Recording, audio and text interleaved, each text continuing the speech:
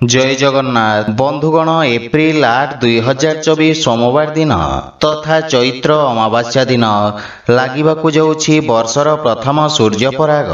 अनेक वर्ष परे पूर्ण सूर्यपराग लागिबा पई जाउछि। बंधुगण सूर्यपराग केवल वैज्ञानिक दृष्टि नुह बरं धार्मिक एवं ज्योतिष शास्त्र दृष्टि मध्य सूर्यपराग और चंद्रग्रहण अत्यंत गुरुत्वपूर्ण।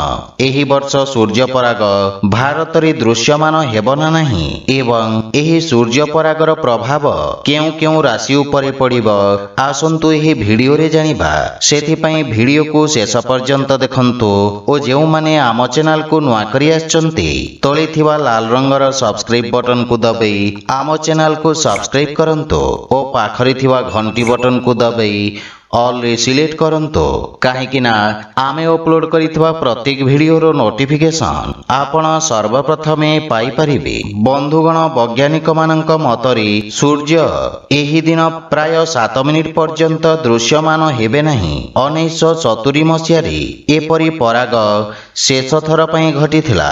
चलित वर्षर प्रथम सूर्य पराग उत्तर अमेरिका, केंटुकी, न्यूयॉर्क, पश्चिम यूरोप, उत्तर दक्षिण अमेरिका एवं अंटार्कटिका आदि क्षेत्र रे दृश्यमान हेब, किंतु वर्षर प्रथम सूर्य पराग भारत रे दृश्यमान हेब नहीं, जहा फल रे सूतक काल बा पाक त्याग मध्य वैध हेब नहीं एवं एही सूर्य पराग समय रे समस्त प्रकार धार्मिक आध्यात्मिक कार्य करा जाई परिबो।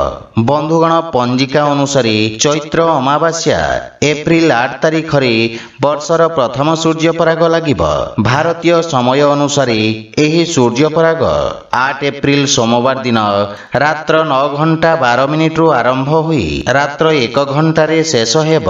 सूर्य परागर मोट अवधि 4 घंटा 25 मिनिट पर्यंत रहिब। एही सूर्य पराग रेवती नक्षत्र और मीन राशि रे लागिबाकु जाउछि, जहा फल रे एही सूर्य पराग किछि राशिर व्यक्ति मानक पई शुभ साब्यस्त हेब एवं किछि राशिर व्यक्ति को अशुभ साब्यस्त होई पारे। तो आसंतु जानिबा सूर्य पराग समयर किछि विशेष भाग्यशाली राशि मानक विषय रे। प्रथम राशि होछि मकर राशि। चलित वर्षर प्रथम सूर्य पराग मकर राशिर व्यक्ति मानक पई भाग्यशाली प्रमाणित हेब। आपणक रोजगार नुआ नुआ अवसर मिलिब, जहा फल रे आपणक आर्थिक स्थिति पूर्व अपेक्षा मजबूत और सुदृढ़ हेबाकु लागिब। आपणक आयर मार्ग खोलिब। पूर्वरु अटकी कार्य गुड़िक पूर्ण हेबाकु लागिब तथा धन संचय करिवारे मध्य आपण सक्षम हेबे। चाकरी करुथुवा व्यक्ति मानक पई मध्य पदोन्नतिर दृढ़ संभावना रहिछि। वृष राशि एही सूर्य पराग वृष राशिर व्यक्ति मानक पई खुशीर उपहार प्रदान करिब। आपण चाहुथुवा क्षेत्र रे चाकरी प्राप्त करिबे एवं मानसिक दुश्चिंतार मुक्ति मिलिब। प्रतियोगी परीक्षा पई प्रस्तुति करुथुवा विद्यार्थी छात्र छात्री माननको सकारात्मक परिणाम प्राप्ति हेब। परिवारर सहयोग रे आर्थिक स्थिति आहुरी मजबूत हेबाकु लागिब एवं व्यवसाय रे अटकी थिबा धन बा बकेया देइथवा अर्थ आपण पुनः फेरी पाइबे। मेष राशिर व्यक्ति मानक पई एही सूर्य पराग आपणक समस्त इच्छा को पूर्ण करिब। आगामी गोटे मास रे नुआ कार्यर आरंभ करी आपण सफलता प्राप्त करिबे तथा आपणक सुख समृद्धि रे वृद्धि घटिब। एही समय रे परिवार रे आसुथिबा समस्या मान सबु दूर हेबाकु लागिब।